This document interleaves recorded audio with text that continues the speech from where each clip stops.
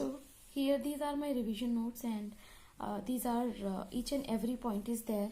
So I will try to help as much as I can. Similarly, it is a request, and I hope you guys will understand that both side communication is really important whenever we are studying anything. And YouTube पे resources available नहीं हैं. This is like the effort which I have taken, and it is, I am trying to make no stone unturned to help others, and this is the first thing. And you can say, if you will be thinking for civil services, then I think sharing is the first thing which we should understand, and we should appreciate each other. That is the first thing.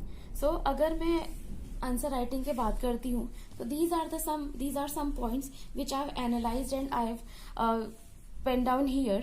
So first of all, एक तो answer writing जो है sociology की, उसमें सारे thinkers का use करना है, सिंपल लैंग्वेज यूज करनी है, बट जो लैंग्वेज सोशियोलॉजी में यूज की गई सिर्फ वही लैंग्वेज यूज करनी है.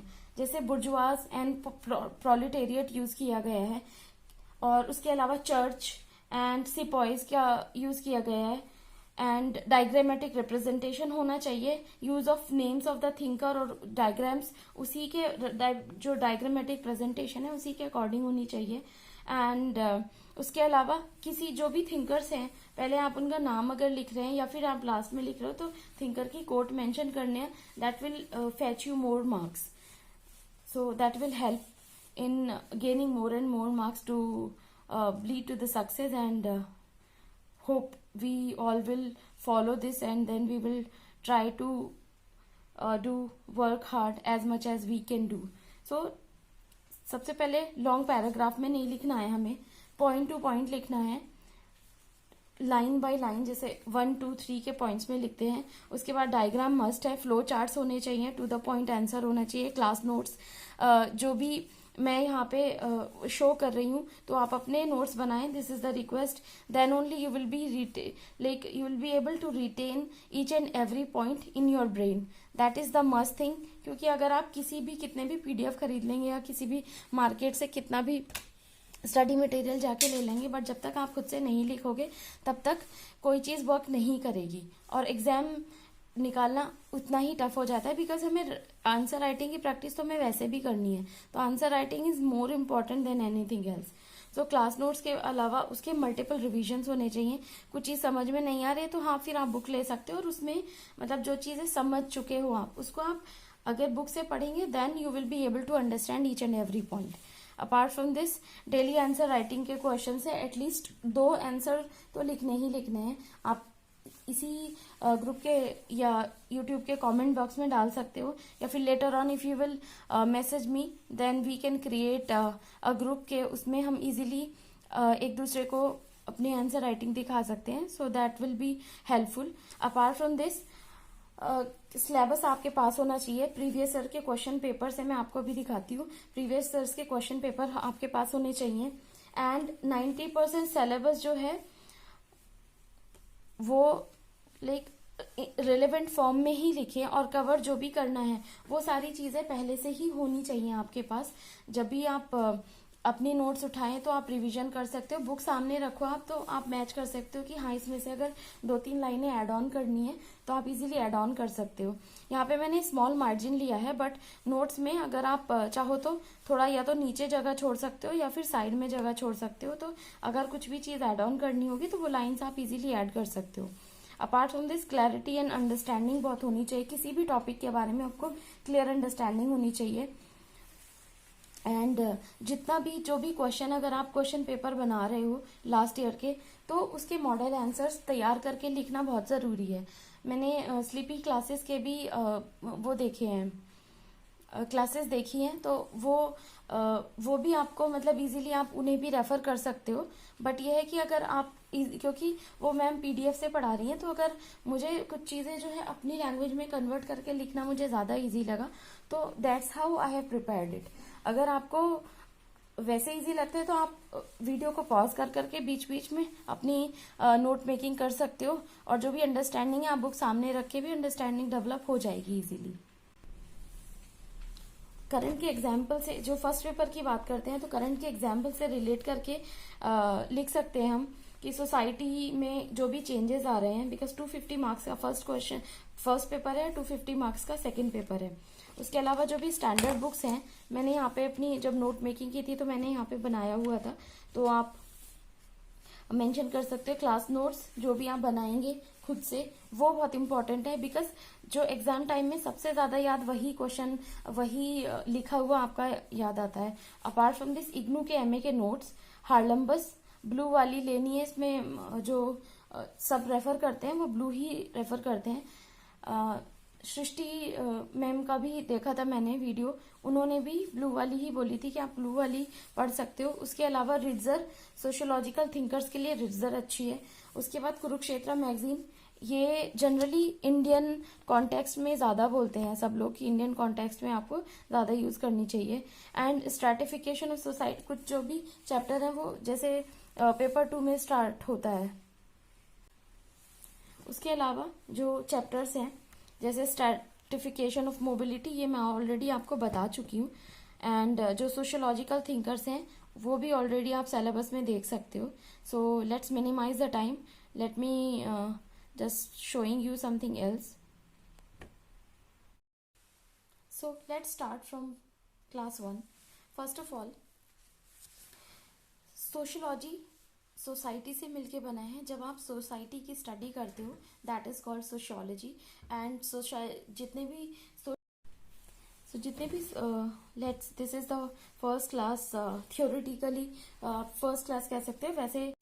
So from class 1 we were discussing about sociology, society, social institutions. So अगर हम study of society is called sociology, and society consists of social institutions. आप अगर बात करते हो जैसे स्ट्रक्चरल आइसोलेशन में प्रेजेंट नहीं करता, या फिर आप कह सकते हो कि जैसे प्राइमरी एंड सेकेंडरी दो टाइप के सोशल इंस्टीट्यूशंस हैं। So if we will describe it in broad term, family, economy, polity, education, engineering, journalism, like joining, जैसे गवर्नमेंट सर्विसेज हैं, अनएम्प्लॉयमेंट वगैरह, रिलीजन है, वैल्यूज, नॉर्म्स, ये सारे आपको सोसाइटी से ही कनेक्टेड हैं अगर आप कलेक्टिवली बात करते हो तो। बिकॉज जो भी वैल्यूज एंड नॉर्म्स हैं प्राइमरी एंड सेकेंडरी दोनों हो सकते हैं, एंड दोनों को मिलने के बाद ही मेकअप ऑफ सोशल स्ट्रक्चर बनता है इन सबके मिलने से। उसके अलावा अगर हम बात करते हैं, so like these terms are inter related. अगर आप फैमिली की बात करोगे, जब भी आप इकोनॉमी की बात करोगे, इकोनॉमी से सब कुछ कनेक्ट इंटरलिंक्ड है। आप इकोनॉमी की बात करते हो तो फैमिली चलती है, उससे आपके नॉर्मल बेसिक नीड्स को आप फुलफिल कर सकते हो। Just because of that once you will be having money you will be able to fulfil your desires. Food, जितनी भी अदर एम्यूनिटीज हैं वो आप इजीली कलेक्ट कर सकते हो। उसके अलावा सोशल स्ट्रक्चर डेवलप होता है, सोशल सिस्टम डेवलप होता है इन सबके मिलने से, and these structures are related to each other. So आप इनको सेपरेट नहीं कर सकते। अगर आप एजुकेशन की बात करते हो तो कोई बच्चा अगर इंजीनियरिंग कर रहा है, इंजीनियरिंग के बाद उसने कहीं पे ज्वाइन किया, अगर ज्वाइनिंग नहीं हुई या फिर उसको नहीं जॉब मिला तो वो ट्राई करता है गवर्नमेंट जॉब में आने के लिए, जैसे we people are preparing for UPSC. तो वही सिमिलर चीजें पूरे सिस्टम में है। एजुकेशन को ले लो, अगर पॉलिटी गवर्नेंस को ले लो तो पूरा पॉलिटिकल सिस्टम चल रहा है, इलेक्शंस चलते हैं, तो सब सोसाइटी एक दूसरे से इंटरकनेक्टेड है। सिमिलरली अगर हम बात करते हैं वैल्यूज की, तो वैल्यूज होती हैं जो सोसाइटी में प्रैक्टिस होती हैं। आप कहोगे कि किसी से झूठ नहीं बोलना है, that is value of society. आपको बोला जाता है कि किसी से लड़ाई नहीं करनी है, that is also value of society. आपसे बोला जाता है कि किसी को बुरा भला नहीं कहना है, that is also value of society. And norms क्या होते हैं? People started in a particular manner, वो नॉर्म्स होते हैं कि किसी भी आप जैसे रिलीजन है, कोई भी रिलीजन हो, क्रिश्चियन हो, हिंदूज हो, सो एक पर्टिकुलर पैटर्न में जैसे किसी की शादी होती है तो वो एक नॉर्म होता है, वो उसी को फॉलो किया जाता है सोसाइटी के द्वारा, that is called norms. If we talk about positive and non positive और पॉजिटिविस्ट एंड नॉन पॉजिटिविस्ट का डिफरेंस है. So these are like positivist are those believe in social structure and social system. क्योंकि कुछ लोग बोलते हैं कि पूजा करना अच्छी बात है, लेकिन कुछ लोग नहीं करते.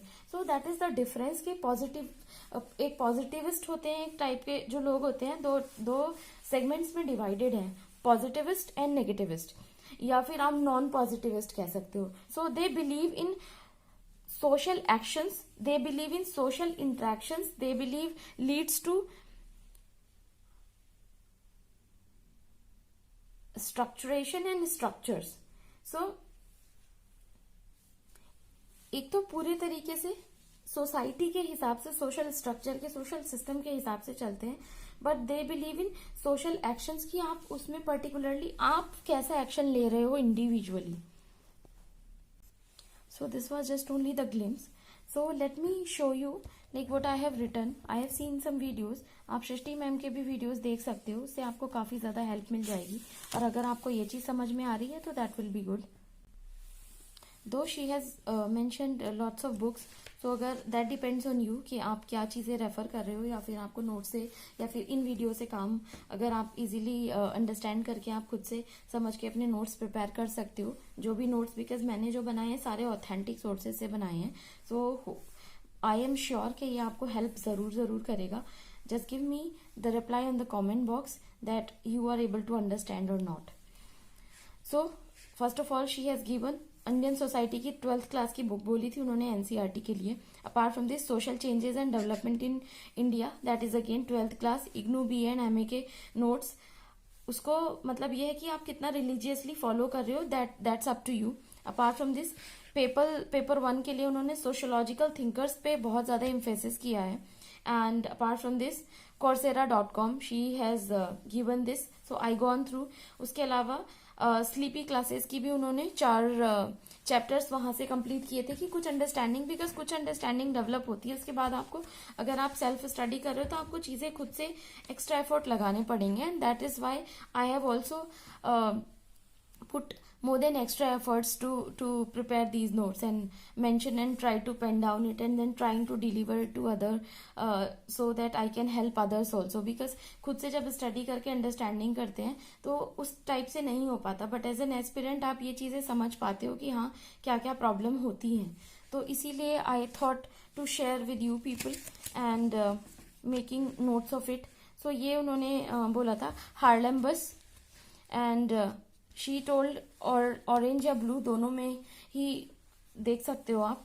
चैप्टर 1 to 8 आपको वहां से कंप्लीट करना है, जैसे family, poverty, education, work and leisure, power, politics and social stratification and religion. Apart from this she has mention about paper 2 के लिए essential sociology by Nitin Sangwan and Indian sociological thoughts by B.K. Nagla. Apart from this, because ये एक छोटी सी book बताई थी उन्होंने, but अगर नहीं लेनी है, या फिर जैसे सोशियोलॉजिकल कोड्स हैं इंडियन सोसाइटी के लिए, और अगर आप कोई भी नोट से रेफर कर रहे हो, या अगर आप किसी भी बुक से एक्स्ट्रा मतलब पढ़ने के लिए, क्योंकि जो नोट्स आप प्रिपेयर कर रहे हो ये वीडियोस देख के वो एनफ होंगी, लेकिन उसके अलावा आई विल सजेस्ट कि बुक तो आप जरूर पढ़िएगा, because book is very important. वो एक डिफरेंट थिंकिंग डेवलप करती है. So that's I am able to explain, because of that I have read the book. बहुत आप ये कहोगे कि आपको पूरा पेज बाय पेज आप इजीली नहीं पढ़ सकते हो, but it is like understanding आपकी डेवलप होनी चाहिए. Then only you will be able to write the answer in your own language, because उतनी टफ या उस टाइप से तो सेम सेंटेंस फ्रेमिंग नहीं होती है, बट हाँ जो चीज आपने अंडरस्टैंड किया उसका सेंटेंस फ्रेमिंग आप इजीली कर सकते हो. And she has suggested for Nadeem Hasnain Indian society and culture sociology. Optional material है केस स्टडीज के लिए. Agrarian transformation and rural sociology by SL Doshi and PC Jain.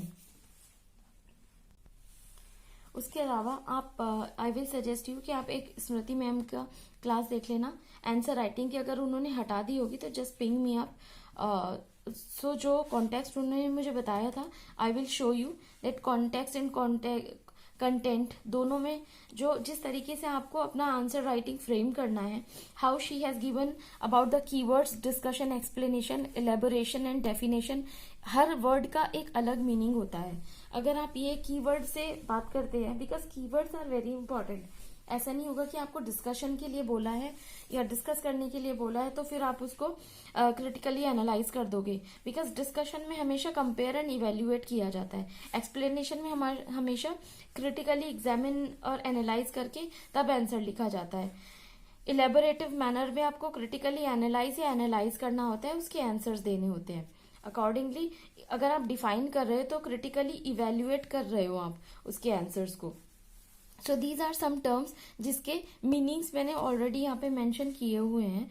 Hope you will also create the same kind of notes and I will be very happy. एक दो आप मुझे मतलब send कर सकते हो, so that will be really great and I will also happy that my hard work is paying off by these.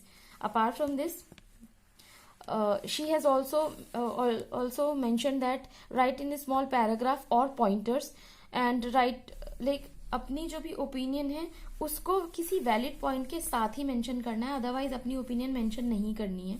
उसके बाद अगर आप कमेंट की बात कर रहे हो, how far, to what extent, इस टाइप के वर्ड आते हैं, तो उसके बाद इंट्रोडक्शन में start with opinion, case study या किसी कोई फैक्ट आप डाल सकते हो। उसके अलावा चैलेंजेस उसके क्या हैं आपके अकॉर्डिंग, और उसके अलावा जो भी सोशोलॉजिकल थिंकर्स के अकॉर्डिंग उसके चैलेंजेस क्या होंगे। उसके बाद conclusion, practice of all the keywords for all the questions. She has suggested कि अपने पास एटलीस्ट हर कीवर्ड के मॉडल आंसर्स प्रिपेयर करके रखने हैं। I will help you. मैं ट्राई करूंगी कि आपको शो कर दूं जो मैंने अपने लिए प्रिपेयर करके रखे थे, सो दैट विल हेल्प। बट उससे पहले बेटर होगा कि कुछ टॉपिक कवर करते हैं, उसके बाद से डिस्कशन स्टार्ट करेंगे उसके बारे में। अपार्ट फ्रॉम दिस रिवीजन करना है, जो कि हर जो टॉपर्स भी होते हैं, टीचर्स होते हैं, सब लोग रिवीजन के लिए बोलते हैं। So revision is more important then anything else, that is the must thing. Apart from this sources बहुत ल्यूसिड और बहुत ही लिमिटेड रखने हैं, इसीलिए मैंने बोला कि अगर आपको ये नोट सफिशिएंट रहते हैं आप एक बुक खरीद सकते हो, उसी से आप रिवाइज कर सकते हो। उसके अलावा वे ऑफ प्रेजेंटेशन, उससे पहले she has mention about content के बाइफर्केशंस बोले थे, जैसे argument and सब्सटेंशन। And apart from this आप सब्सटेंशन की बात करते हो तो स्टैटिस्टिकल डेटा प्रोवाइड कर सकते हो, थिंकर्स का नाम, एग्जाम्पल दे सकते हो, फिर कोई केस स्टडी दे सकते हो। सिमिलरली आपका जो भी क्वेश्चन है, क्वेश्चन का आंसर पहले आप अपने माइंड में फ्रेम करिए, चाहे उसके लिए आप अपने मतलब 2-3 पॉइंट, जब स्टार्टिंग में मतलब एक हैबिट होनी चाहिए कि स्टार्टिंग में पॉइंट बना लें कि ये मुझे लिखना है, उसके बाद फिर इजी हो जाता है। बिकॉज जितने भी टॉपर्स हैं और जो फैकल्टीज हैं वो यही बोलती हैं कि जब मेंस का आंसर राइटिंग करते हैं तो लगातार पेपर होने से प्रोडक्टिविटी लूज होने लगती है, and that is very important to maintain that. तो ये प्रैक्टिस इसीलिए बोला जाता है कि प्रैक्टिस जितना ज्यादा से ज्यादा करो उतना ज्यादा अच्छा रहेगा। That is lucid comparison and comprehensive होना चाहिए। Do not write that fetch you marks. So ऐसा नहीं होता कि कुछ भी ऐसा लिख दो, लिखना वही चाहिए जिससे आपको नंबर मिलेंगे। सो बैलेंस अप्रोच होनी चाहिए। एंड जो भी आप लिख रहे हो, क्योंकि ऐसा नहीं कि एक आंसर तो आपने बहुत अच्छा लिख दिया और एक में आप बहुत ही बस जो लास्ट के 4-5 क्वेश्चन है वो इजीली नहीं लिख रहे हो, तो फिर मेंस में बाद के जो क्वेश्चंस बहुत एवरेज होते हैं। इससे बेटर है कि सारे जो भी आंसर्स है उसमें एक बैलेंस अप्रोच बना के चलेंगे, that will be really good. ये सारे पॉइंट्स हैं। आप अगर उनको वो वाली वीडियो आपको मिलती है स्मृति मैम की, तो आप इजीली एक बार उसको देख लीजिए, तो आपको सारी चीज़ें इजीली समझ में आ जाएंगी। And you can prepare like this कि आपको जब भी आप आंसर लिखो तो आपके ध्यान ये चीज़ें आपके दिमाग में होनी चाहिए। कोई भी सोशोलॉजिकल थिंकर हो और जो भी इंट्रोडक्शन बॉडी हो क्वेश्चन आंसर का, तो वो ईजी रहेगा। So these are the things. Apart from this जैसे she has mentioned about introduction main body, जैसे फर्स्ट पर लिखा, उसके बाद 3-4 पॉइंट, उसके बाद मेन बॉडी स्टार्ट किया, उसमें भी आपको जितने भी पॉइंट्स बन रहे हैं 8, 10, 15, उसके बाद कंक्लूजन, तो कंक्लूजन में आप लास्ट में जब भी कंक्लूड कर रहे हो तो कोट से एंड कर सकते हैं क्वेश्चन का, मतलब जो भी आंसर का आपने, और उसके अलावा कोई सॉलिड जो वैल्यूएबल पॉइंट्स हैं वो आप मेंशन कर सकते हो, कि ऐसा नहीं लगना चाहिए कि एंड बस जस्ट ऐसे ही कर दिया है। So these are some points आप अपने पास इजीली बना सकते हो, ये that will help you because she has mentioned and she has described very well. So आप एक बार देख लेना, बिकॉज 3 आवर्स की क्लास है, मैं यहाँ 15 मिनट में आपको बहुत उतना डिटेल में एक्सप्लेन करने के लिए फिर मुझे भी उतना ही टाइम चाहिए होगा, because whatever I understood I have mention on papers, and then whenever I required the reference, मैं अपना नोट्स ओपन करती हूँ and then I try to mention each and every point. जब भी answer writing करने की कोशिश करती हूँ तो मैं ऐसे ही फॉलो करती हूँ। That's what. आप अगर लिखना है तो आप यहाँ से लिख सकते हो, इतना विजिबिलिटी है कि आप इजीली नोट डाउन कर पाएंगे, and after that you can just start the answer writing also. Apart from this she has mention compare and contrast में क्या क्या लिखना है वो मैंने अपनी लैंग्वेज में डिस्क्राइब किया हुआ है। So you can also do the same thing. Analyse and examine में आप ये पॉइंट्स मेंशन कर सकते हो। Apart from this to break down the issue, उसमें आप इस तरीके से मेंशन कर सकते हैं, एंड उसके अलावा आप पॉइंटर बना सकते हो।